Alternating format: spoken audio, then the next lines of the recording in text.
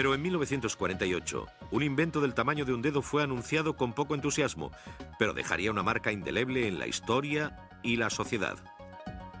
El transistor. El transistor fue inventado por tres hombres del laboratorio Bell: John Bardeen, Walter Bartan y William Shockley. Los laboratorios Bell, que formaban parte de la compañía telefónica AT&T, usaron gran cantidad de información del sistema telefónico. Ese fue el motivo para inventar el transistor. Los tres hombres presentaron el transistor en una conferencia de prensa en el cuartel general de los laboratorios Bell en Nueva York, pero nadie les prestó demasiada atención. Sin embargo, finalmente, los creadores del transistor fueron galardonados con el premio Nobel, ya que su invento fue reconocido como un aparato que impulsaría una de las revoluciones tecnológicas más grandes de la historia. El principio básico del transistor, que amplificaba señales eléctricas, es simple, pero tuvo un gran impacto. Liberando una gran cantidad de electrones a través del transistor, la débil señal eléctrica era transformada en una copia mucho más grande de sí misma. Los transistores aumentaron las señales eléctricas en una fracción de espacio que a cambio disminuía su tamaño. Los transistores eran mucho más baratos y fiables que las lámparas de vacío. Con estas mejoras, el aparato jugó un papel importante en el gran invento que ha tenido un impacto global en todos los aspectos de nuestras vidas. El ordenador. Lo más importante que se inventó después del transistor fue el circuito integrado o el chip, el elemento más pequeño de un ordenador que hace que todo funcione. El chip de la CPU contiene millones de transistores. El ahorro es evidente. Pasamos de tener 1800 tubos herméticos para hacer funcionar un ordenador a unos pocos miles de transistores para hacer funcionar el primer ordenador de negocios, el que se podía poner en el despacho y que contenía millones de pequeños transistores, casi microscópicos en un solo chip.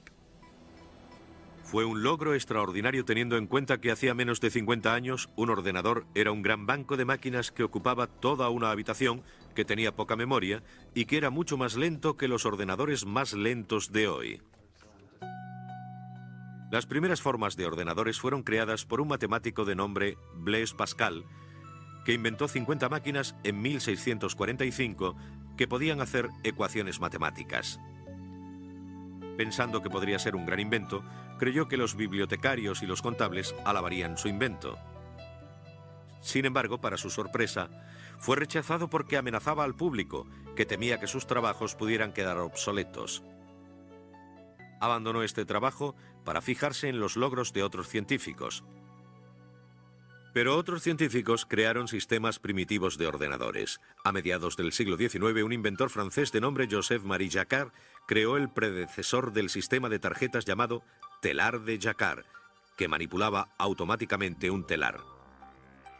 Sin embargo, fue un matemático inglés, Charles Babbage, el que terminó siendo conocido como el padre de la informática por crear en 1850 un aparato mecánico que es el más parecido a los ordenadores modernos.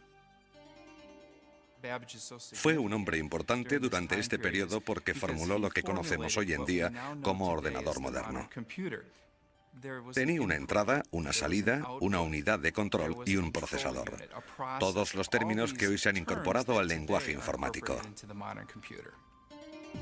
El siguiente gran avance en la ciencia informática ocurrió en 1890 gracias a un trabajador del censo llamado Hermann Hollerith. Creó una máquina de tarjetas que ayudaba a conseguir un casi imposible recuento del censo. El censo se hacía cada 10 años, pero se tardaba en hacer y en contar más de 10 años. Aquello era absurdo. El censo de 1880 había tardado en hacerse 7 años y medio, por lo que cuando salió a la luz tenía 7 años y medio de antigüedad. La máquina de Hollerith fue un éxito y siguió en uso durante décadas. El censo de 1890 fue terminado en tan solo 2 años y medio. En 1911, la empresa que fabricó la máquina de Hollerith sacó al mercado otra máquina para formar la empresa de informática, tabulación y grabación.